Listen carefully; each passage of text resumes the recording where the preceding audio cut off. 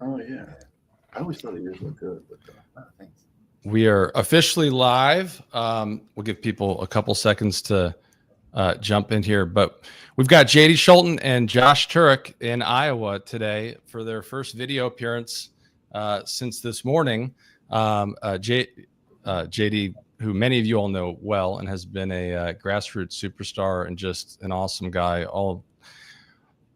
for years and years, not just making sure that millions of folks in Iowa can get better access to everything, but also just a great online platform and lifting up Democrats throughout the country. So I'm excited to have you guys here today. And that big news is JD has endorsed Josh. And if you guys are cool with it, I'd like to kick off with this viral ad of Josh's that millions and millions have seen, which hopefully makes call time and other stuff like that a little bit easier. And then turn it over to you guys. All right, here we go. I was born an underdog. 21 surgeries by the age of 12. Spina bifida, caused by my dad's exposure to Agent Orange in Vietnam. A kid wearing Goodwill hand-me-downs with the wrong color lunch ticket. I knew nothing would come easy, but I never doubted my right to the American dream. Sitting in my wheelchair, 9 years old, watching the Olympics, I dreamed of winning gold for my country too. In 2016, I did just that. Guess who on the left side? Josh Turek. Council Bluffs, Iowa native.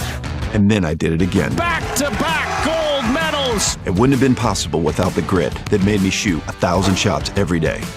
And I wouldn't have gotten that far without VA health coverage from my dad's service, free summer lunch programs when my parents were struggling, and the local AEA that made sure that I had access to a good education. When I was a kid, there was a senator from Iowa that made sure that the doors were open for kids like me. Now the senator from Iowa is just closing doors, taking away healthcare, making it harder for parents to feed their kids.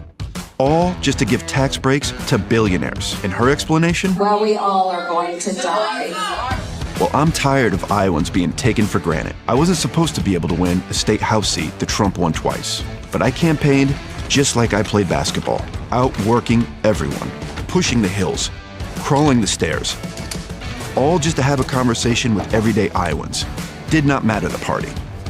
We won that first race by just 6 votes. We won the next one by 5 points in the reddest seat in Iowa held by a Democrat. Iowans deserve a senator who works for them again. So I'm running for U.S. Senate. A whole lot of folks are going to look at a guy like me and say, man, that is a real long shot. Well, in Iowa, we love an underdog. So if you are ready to push for change, join me.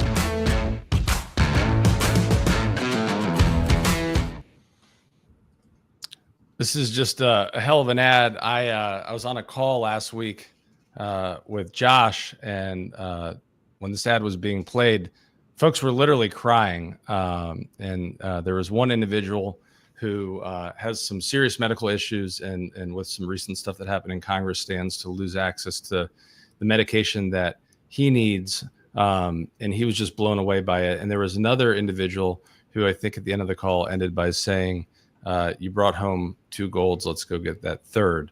So with that, I'd love to start with JD, if you're willing to talk a little bit about your decision here to suspend your campaign and get behind Josh. Yeah, so Josh and I have been talking about this race for a long time now, since, I don't know, earlier this year. And we were both kind of like, oh, if you run, I won't, I like, and vice versa. And to put things in perspective, we're the only 2 Democrats in the western half of the state and the state capital. So this is the Western Coalition. Caucus, Western Iowa caucus right here. Yeah. And so you got it right here. And so, I mean, we're both athletes. We're both from Western Iowa. I think part of that makes us run with a chip on your shoulder. And so we're both prairie populists. And so all that come together when it came down to it is like, well, if we're both going to get in this race, and I got in right after Joni had her viral moment saying we're all going to die at her town hall. And I think the big difference, though, is with the One Big Beautiful bill, it is Medicaid. The cuts that Republicans are doing to Medicaid are going to be at the forefront. And there's not a better Democrat in the country to talk on that than this guy right here. And so it was an easy decision for me. I'm so grateful to all the supporters we've had and just the support I've had in all of my campaigns, but especially this one. But everyone I've talked to, it's pretty much the same thing, saying you're making the right decision. Josh is a great person. Let's work together and let's win this race. Yeah. And I think, like, first of all, I know you said it's an easy decision, but it's a very selfless decision. And primaries obviously are a great thing. They make candidates stronger together. But seeing you guys side by side here, and I know you're going to be out there with supporters tonight, will continue to make both of you guys stronger candidates, because I know this is not the last we've seen JD, but we will see you on the campaign trail a ton. Josh, can you talk a little bit about why you decided to run? Yeah, actually, much similar to JD, we've been talking about for quite some time. I would say I'm doing this in the most patriotic sense of patriotism. Is I love the country.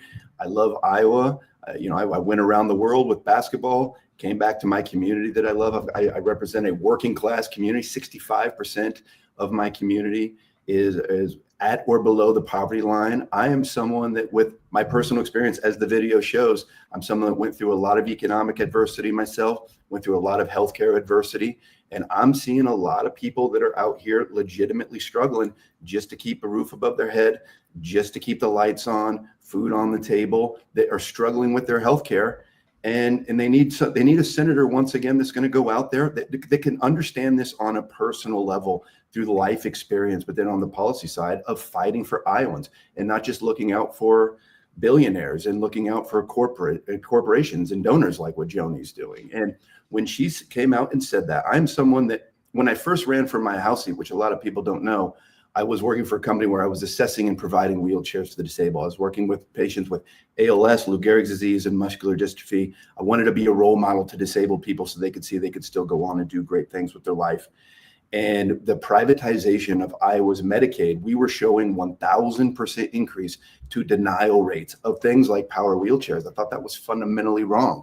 And then found out we had never had a permanently disabled member in the Iowa House's history. I thought, well, maybe this is why we have all these unnecessary barriers to healthcare. So that was what initially got me running. When I joined the Iowa legislature, I said to my leader, I said, I don't care what committees you put me on. You have to put me on HHS budget and policy, because I've lived through these social safety. It's the only reason why I've been able to have success. And now, with what Joni's doing and the Republicans are doing to cut food assistance and to cut healthcare benefits to an already broken and underfunded system just to give tax breaks to billionaires, I knew that I had to step up, because Iowans, we deserve to once again have a senator like our political hero, Tom Harkin, a true prairie populist, that was the father of the American with Disabilities Act. It's only because of the work that he did that I'm sitting here right now being able to even operate in society. And we deserve to once again have a senator from Iowa that is working for the people, working for social and economic justice, for social safety nets, fighting for the most vulnerable. And I understand that on a deeply personal level. That's why I'm doing it. Yeah, and I think Tom has been Tom and Ruth are a staple, throughout the country. Obviously in Iowa, but I mean the work that he did over the years and just how incredible she was. They're well known and never forgotten. I think one thing that'll be interesting on this campaign, which will need to be reminded to folks over and over again, is this quote unquote big beautiful bill. When JD was talking about it, is literally set up so that things happen over time and don't take effect until certain periods of time. So over the next 2 years, Republicans can go around being, did it affect you? Did it hurt you? Meanwhile, after the election, lots of changes will come from that, and people will start to really feel the impact if they haven't already, which is terrifying in and of itself. Hopefully I don't get this wrong, but I was looking that you both describe yourselves as, is it prairie populace? Yeah. What's that mean to both of you guys? I'll go first with that. So to me, there's a lineage of Democrats that are not around as much as they used to. You talk about the Paul Wellstones, the Tom Harkins, and then there was a gentleman named Berkeley Bedell, who was a congressman in Northwest Iowa, who used to win in the 70s and 80s at 60% in a very conservative area. And his 1982 or 84 reelection poster, we couldn't figure out which year it was, but it said, the 1% controls your government. Does the 99% have a chance? And to me, that just personifies what it means to be a prairie populace. I think you look at the history of Iowa, we have this rich progressive history, but a lot of it stems from farmers and workers working together just to make sure that they have a livelihood. And that's, to me, the heart and the root of what it means to be a prairie populace. I don't know. Yeah, it's I would say, our political hero, Tom Harkin, self-described prairie populist. It's someone that is going out there and fighting for the middle class, fighting for working families, fighting for small businesses, fighting for small farms. I mean, in Iowa, we've lost half of our family farms over the last 30 years. It's fighting for rural communities, fighting for your public schools. It's fighting to make sure that people have affordable and accessible healthcare or pharmaceuticals, that we have clean drinking water, that we have affordable housing, which, we all 3.2 million Iowans need affordable housing. It's that we have a livable wage and a minimum wage that people can live off of. That's what it is. It's someone that is going out there and fighting for Iowans, the common Iowans, the middle class, working families. That's what a prairie populist is. And it really, please go ahead. I was just going to add on, like, the reason I'm a Democrat is to stand up to bullies. And whether it's right now our government in Iowa or our government out in DC bullying people, just everyday folks, or it's huge corporations putting their thumb on the scale, making sure things work for them. That's why I'm a Democrat. And that's why I got into politics. And it's such an important point because, I mean, as we've all heard for years, right? If you don't stand up to that bully the first day of school who wants to take your lunch money or something else, they're going to do it the rest of the school year. Exactly. And for those watching that have not been to Iowa or have not visited certain areas, I feel like I'm one of the few people outside Iowa who's been to all 99 counties. I did that mostly in 2013, 2014. I was there for what was the final, I guess, at the time, but you guys have probably had more, Harkin Steak Fry, which was fantastic. And it's really a beautiful state just from every single corner. I mean, especially you guys talked about how you're both sort of the two Dems from that one area. Folks don't realize how close it is to everything. You can literally just cross over and get to Nebraska and come right back. But the restaurants, the food, the people, they're really good, and they deserve everything and more that you guys are describing. So first of all, again, this is a very selfless decision on your part, JD. A lot of folks wait until the very last minute after you could have stayed in and raised money for the next 6 months, and you're making sure that folks are coming together and grassroots contributions throughout the country are not being wasted. But specifically in terms of your districts, can you guys talk a little bit about how you won?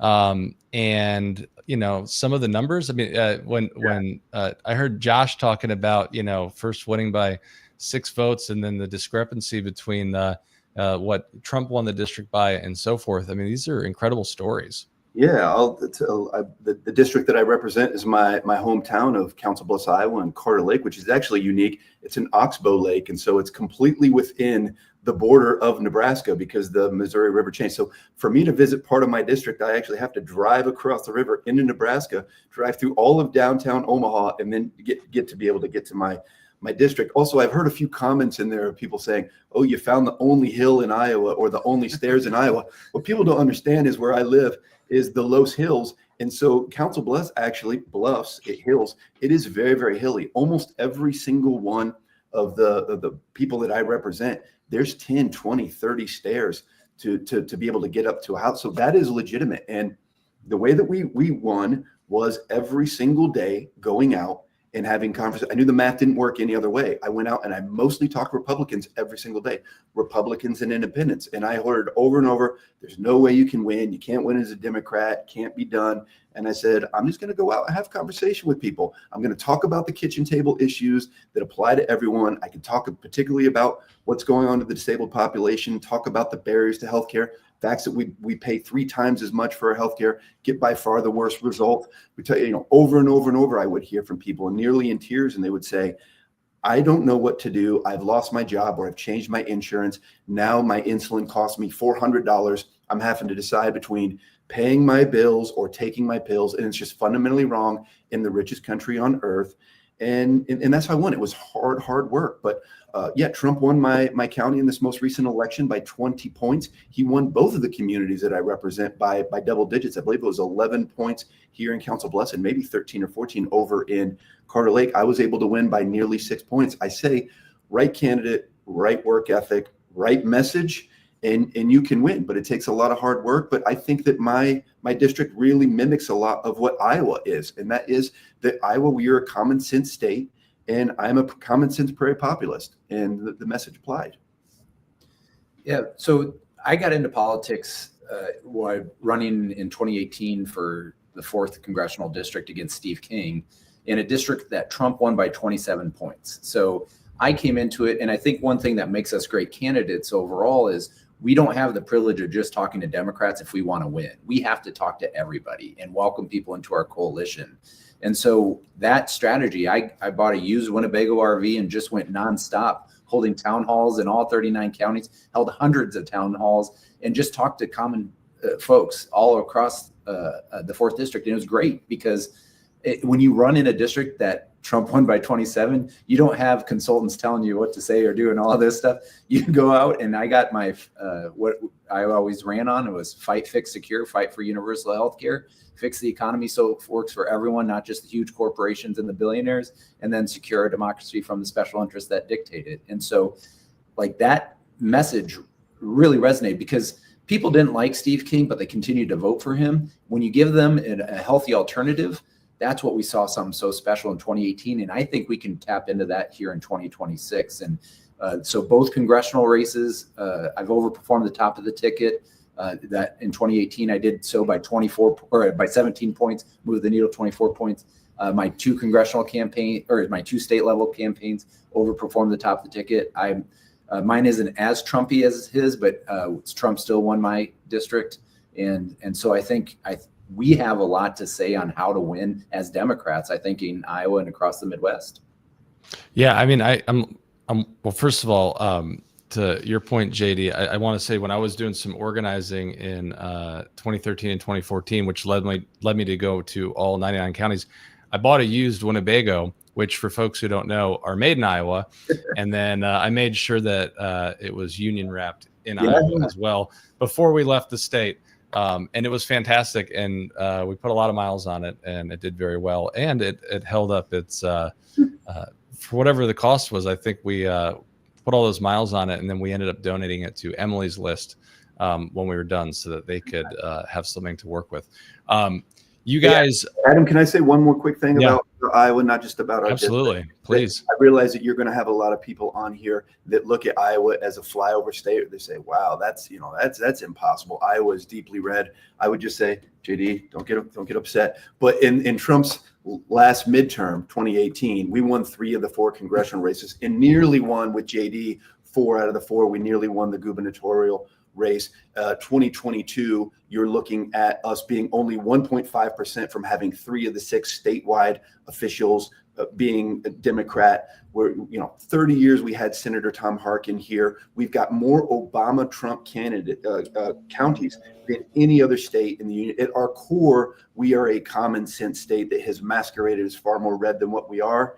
And I'm a common sense prairie populist. And you are not going to have a more clear dichotomy and contrast between the, Marie Antoinette, let them eat cake, we're all going to die, Joni Ernst, and someone with a visible disability that has lived off of these support systems and fought for it in the nonprofit, for-profit, and in the legislature, and understands it not only on a personal level, but on a policy level. And, this state is going to look dramatically different in 2026.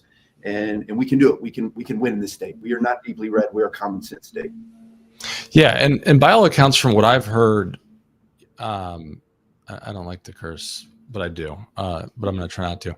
But I think you've scared the living out of Joni Ernst. So for folks watching, make sure you do everything you can right now to get involved in this campaign. And if you're in a position to make a contribution, if you're on Twitter, we'll keep calling it Twitter. Retweets are just as important, but do everything you can to share it because you never know what's going to happen. I think that the 2 of these guys, the decision that was made today, but also the fact that you have an ad that went so viral with the story that so many can relate to and are excited about, because there's a number of people who can't get out there and knock on doors, and they know they're going to be in a position to make phone calls and send text messages and do postcards for you. You just never know what's going to happen, right? And I think Joni Ernst sees the writing on the wall, but well, you say that, but then she just came out the other day and said, well, let's go. I would say that's a lot of tough talk from someone who's running away from constituents at the Iowa State Fair. And I would say, now she's ready to get out there and fight for her political career, but she wasn't ready to fight for the 1 in 5 Iowans on Medicaid in this state. It's such a good point. And I'm very jealous that I missed the state fair. I saw some really good food that you were eating. Do they still do the that butter cow? Oh, yes. Yeah. Oh yeah. And it lives up to the hype. Yeah. Okay. And it makes it all the way to the end. Yeah. How can folks what can folks do today to get involved? I mean, put your campaign website out there, and obviously we'll make sure we'll share all that as well. Yeah, it is. Please go visit the campaign website. It's Turek, my last name back here, Turek, the number 4, which was my basketball number. So TurekForIowa.com. And please, we're going to need a small army of volunteers and certainly grassroots donations. Please get out there, and that's the best way to certainly support us right now. If you see the video out there, please share it. We want as many Iowans certainly to see it, but we want as many Americans to see it. And if you care about the most vulnerable, you care about social and economic justice, you care about winning in the Senate, the roadmap to the majority in the Senate runs right through Iowa. And Joni Ernst is vulnerable, and we can beat her. I believe I'm Joni Ernst kryptonite in this thing. Let's all get behind. So please go visit the website. And I think. Please. I would say, and for Democrats, you want to find a candidate to be inspiring. There's nobody better than that. It's not only in Iowa but across the nation than this guy. And so I'm just excited for the nation to get to see what we have seen at the Iowa Capitol the past few years and what we have in Western Iowa. Yeah, and normally I'd have like 100 more questions, but honestly, I'm reading. I keep looking down because I'm looking at Substack and YouTube and so forth, and the general consensus is basically somewhere in between. Love how JD shared the story of how things unfolded, and you actually did that raw. Total respect for you, and also like, can you guys get out there and like do this all across the country and take the show on the road? So I know you guys got a race to win first, but I want to wrap up. JT, it's got a nice ring to it. I love it, and you guys should go get that domain before someone else does, and then get the reverse too. I want to let you guys go because you're going to be out there with volunteers and voters today, and I'm just so grateful that you took the time out to do this and make this first appearance by video here with us. And thank you guys so much. I mean, really, and JD, so much respect to you for the selfless decision you made. I ran for office back in 2009 for the State House. I was in a 5-way primary, and I'm still friends with all of the 4 folks that I was running with, and the individual that won that race is still our representative here, and he's a great guy, and I think he's probably doing a better job than I could have. So everything happens for a reason, but same thing to you, Josh. You're really putting yourself out there, and you're all in, and you've got people really excited. Thank you. And thank you for all that you've done with sharing it out there. Absolutely. If we've gone viral in some small way, honestly, it's due to folks like yourself. So from the bottom of my heart, thank you for helping us get that message out there. Well, I appreciate it. Let's double our numbers today, and good luck to you guys. You guys have a great series of events and everything that you're doing, but come back anytime. Absolutely. Thank you. Thank you guys. And thank you to everybody that tuned in.